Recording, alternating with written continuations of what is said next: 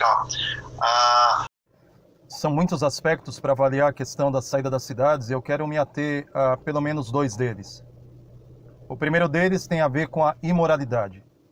Eu fui criado em São Paulo, no centro de São Paulo. Minha primeira infância foi numa rua que é um dos pontos de prostituição em São Paulo, Rua Doutor Cesário Mota Júnior, em frente à Santa Casa de Misericórdia. Logo depois, nós mudamos para o bairro do Butantã, frequentava a Igreja Adventista de Pinheiros. Porém, desde a infância eu fui exposto, e eu tenho 44 anos, eu estou falando de quase 40 anos atrás.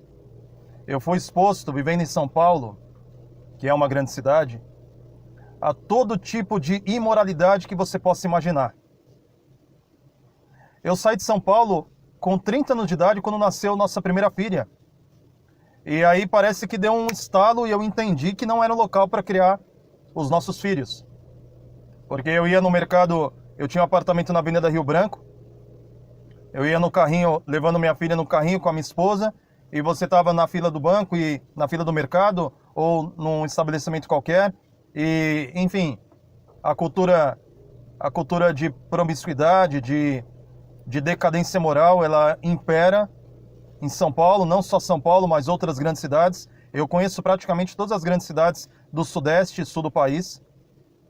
Então, se eu estou falando de uma realidade já de quase 40 anos, imagina como o mundo está hoje. Então, a imoralidade é tremenda. Eu me recordo de ainda criança pedir para minha mãe para ir a um banheiro público. E eu ainda criança vi homens dentro de banheiro público se assediando, eventualmente até tendo relação um com o outro. Eu era apenas uma criança. Quando eu vejo as fotos da minha infância, e eu penso, gente, eu com essa idade já fui exposto a tanta imoralidade. Assédios em banheiros públicos.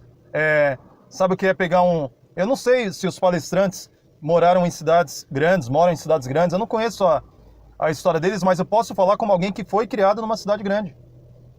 Sabe o que é você criança indo para a escola pegar um ônibus e você não saber como reagir porque alguém te assedia dentro do ônibus? Eu não vou nem falar do trânsito, nem falar da violência, nem falar... São tantos aspectos, eu vou me ater a pelo menos dois deles. A imoralidade. Dados de estudos demonstram que a exposição, especialmente precoce, a realidades de prostituição, realidades de pornografia, podem causar danos irreversíveis para o mapa cerebral de um indivíduo. E eu sei que eu estou há 14 anos fora de São Paulo, mas São Paulo não saiu de mim ainda. Eu moro no interior do Espírito Santo. Eu estou a 360 quilômetros da capital, Vitória. E São Paulo ainda não saiu de mim. Eis a razão pela qual nós vemos, por exemplo, quando Estevão está falando sobre Israel, ele diz que Israel saiu do Egito, mas eles voltaram para o Egito em seus corações. As impressões causadas por uma educação dentro de uma grande cidade são terríveis. Terríveis. Causam predisposições, provocam suscetibilidades, conferem aos habitantes das cidades uma visão sombria e turva a respeito da luz do Evangelho. Olha, eu ter vivido em uma cidade grande me atrasou pelo menos 20 anos da minha vida. Porque depois de tanta exposição à imoralidade e tudo, na minha adolescência eu não tinha coragem de ir a uma igreja. Isso me afastou dos caminhos do Senhor. E você pode pensar que eu sou o único. Ai, ai, as estatísticas mostram que eu não sou o único. Ter vivido em uma grande cidade, ter sido exposto a toda a imoralidade de uma cidade, ter sido exposto a todas as barbaridades que são cometidas em uma cidade grande, atrasou mais de 2 décadas na minha vida. Quase 2 décadas na minha vida. E eu não tenho dúvida de que pode repercutir negativamente na vida dos nossos filhos, repercute negativamente na nossa própria vida. Eu poderia falar de que eu morava na Rio Branco, eu levava 3 horas para ir, eu trabalhava na Avenida Nações Unidas, 3 horas para ir de ônibus, 3 horas para voltar. Tudo isso é pequeno perto das outras coisas que eu estou mencionando aqui. Porque quando eu ia trabalhar, eu ia lendo, eu já li dezenas de livros dentro do ônibus ou metrô. Então o trânsito, entre aspas, é o menor dos males. A imoralidade é um dos aspectos que deve ser levado em consideração. Olha, sem sombra de dúvida, eu não sou ingênuo, já passei dos 40 anos. Eu moro aqui nessa região rural, eu sei que aqui também tem moralidade, tem outras coisas, tem uso de droga. O interior hoje não é mais como era antigamente, especialmente pela questão da globalização e dos meios de comunicação. Hoje acontece algo numa cidade grande, instantaneamente já está nos celulares de pessoas e jovens aqui no interior. Eu não sou ingênuo de achar que a vida no interior é uma vida bucólica, é uma vida romântica. Eu sei das lutas, eu lidero pessoas aqui, eu sei das dificuldades. Mas, inegavelmente, viver numa cidade grande gera uma hipérbole de problemas.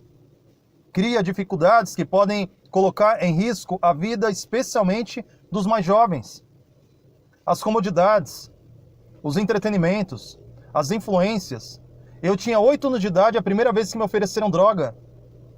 Eu tinha 8 anos de idade a primeira vez que eu vi maconha. Eu estou falando de um jeito bem assim, claro, porque nós precisamos interpretar a realidade vendo os livros, observando as profecias, mas tendo sensibilidade espiritual para identificarmos o tempo em que estamos vivendo.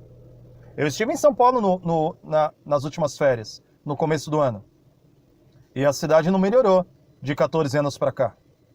Então o primeiro ponto é imoralidade. Os olhos de quem mora numa grande cidade, eles estão constantemente vendo o mal. E pela contemplação nós somos transformados. Não podemos levar isso como algo pequeno. Porque na minha vida foi algo terrível. Prejudicou a minha vida no passado e ainda deixa sequelas na vida presente. Eu hoje tenho aprendido com os irmãos coisas que eu poderia ter já desenvolvido há muito tempo. Como mexer com terra, identificar a lua para plantar, entre outras coisas que são conhecimento prático. Eu acredito que no tempo do fim nós precisamos de homens e mulheres com conhecimento prático. Conhecimento prático, não apenas teórico.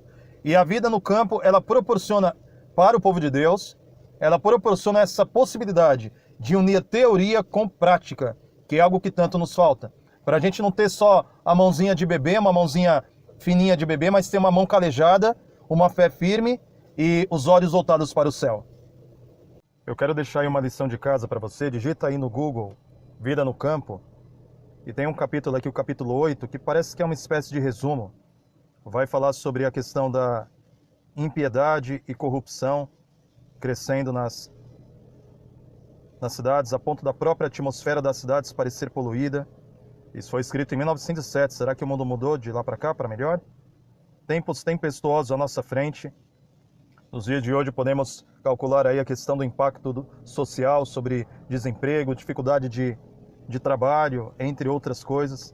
E também aqui é muito falado sobre trabalhar nos postos avançados, evangelizar as cidades a partir dos postos avançados. Um segundo aspecto, dentre outros tantos que eu poderia abordar, é a questão da formação de caráter. É bem conhecido de que pensamentos, imaginações, inevitavelmente nos conduzem a atos, atitudes, ações. Ações repetidas formam hábitos, e hábitos repetidos formam caráter. Trazendo isso para a realidade do pecado, existe um risco tremendo que pode gerar perda de vida eterna. A realidade de que pecados repetidos podem produzir um caráter pecaminoso. E não há dúvida de que é muito mais favorável desenvolvermos um caráter pecaminoso em uma grande cidade do que um caráter pecaminoso vivendo no campo. E até por questões práticas mesmo, de cotidiano. Para viver no campo, a gente não pode ser preguiçoso. A pessoa não pode ser preguiçosa para viver no campo. Porque a gente está habituado às comodidades de uma vida urbana. Tá com fome, vai num fast food. Tá com fome, vai num supermercado. Tá com fome, vai numa praça de alimentação de um shopping. Tá entediado, vai para um entretenimento qualquer que as grandes cidades oferecem. Porém, na vida no campo, tá com fome, vai plantar mandioca. Tá com fome, vai para o quintal buscar. Tá com fome, tem que trabalhar. Essa vida prática, essa vida pragmática do campo, o campo traz uma espécie de pragmatismo. No campo não dá para ser só teórico, no campo tem que ser prático. No campo você tem que tomar sol na cabeça. No campo, para você comer, você tem que ter o pé no chão. Literalmente o pé no chão. tem que abaixar para plantar feijão, tem que... Enfim, esse pragmatismo do campo, ele favorece a formação do caráter. E eu gostaria muito de ter sido criado assim. Eu hoje estou correndo atrás do prejuízo. Eu estou aprendendo, depois de velho, estou aprendendo coisas que os meninos aqui na cidade, no campo, com 5 anos já sabem. Eles dão risada de mim às vezes. Porque dia desse o irmão estava dizendo assim, olha, para o senhor plantar maniva, pode ser de noite. Pode ser no claro, mas para plantar semente tem que ser no escuro. E eu tentando entender o que era isso, claro e escuro. Tem a ver com lua. Lua nova, lua cheia. Então determinados alimentos podem ser cultivados na lua cheia. Alguns poucos deles. A maioria tem que ser na lua nova, ou seja, com céu escuro. Sabedoria prática. A vida no campo produz um caráter que é acostumado à sabedoria prática da vida. Isso ajuda a formação de caráter. Isso favorecerá para que os nossos filhos possam proclamar o alto clamor. Estamos vivendo tempos solenes. E muitos que estão vivendo nas cidades serão achados em falta. Serão achados em falta. Porque foram aqueles que agiram com a tolice do que senta num formigueiro, repetindo para si, o que vem de baixo não me atinge. Uma grande ingenuidade é acreditar que nós não somos influenciados. Nós somos altamente influenciados. Eu já disse algumas vezes, o fator Mowgli e o fator Tarzan. Se você cria cachorro com gato, cachorro continua cachorro. Mas se você cria um menino com lobo, ele vira lobo. Se você cria um menino com macaco, ele se comporta como macaco. Nós temos uma característica humana que faz com que sejamos transformados mediante a contemplação.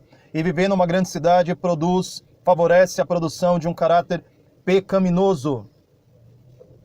E um caráter pecaminoso pode significar, infelizmente, perda eterna. Então, meus queridos ouvintes, eu realmente gostaria que você avaliasse com muita atenção esse ponto. Porque, olha, eu penso às vezes sobre Ló. Eu penso sobre Ló. Jesus disse que os dias da sua vinda seria como nos dias de Noé e como nos dias de Ló. Porém, entre esses dois patriarcas, existe uma grande diferença. Noé entrou na arca com toda a sua família, os respectivas noras, esposas, 8 pessoas dentro da arca. Tudo bem que Cã depois acabou demonstrando que ninguém sai igual de uma quarentena, né? Aliás, a Bíblia tem muitos exemplos de que a quarentena ela faz bem para alguns e mal para outros. Ninguém sai igual de uma quarentena. E um dos filhos de Noé saiu mal da quarentena. Ele perverteu o caráter dele durante a quarentena. Mas, de qualquer forma, o percentual de influência de Noé foi muito maior do que o percentual de influência de Ló. Enquanto Noé salvou a sua casa, Ló perdeu tudo. E eu te pergunto, você está disposto a colocar em risco sua família inteira para continuar indo no shopping de final de semana? Você está disposto a colocar sua família inteira em risco para ter a comodidade de viver numa grande cidade? Você não acha que o custo é alto demais? Pense sobre isso. Avalie as Escrituras. Peça a Deus sabedoria. E como disse Jesus, lembrai-vos da mulher de Ló. Porque Ló saiu de Sodoma arrastada. Mas o coração dela, os olhos evidenciaram o que tinha no coração. Porque Jesus disse, se os olhos forem bons, todo o teu corpo será bom. Se os seus olhos forem trevas, quão terríveis são as trevas do seu corpo.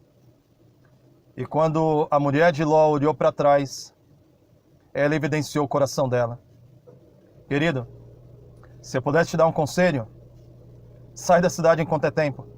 Há quase 15 anos eu entendi que era para sair das cidades. E você ainda acha que é tempo de ficar aí? Eu penso que não.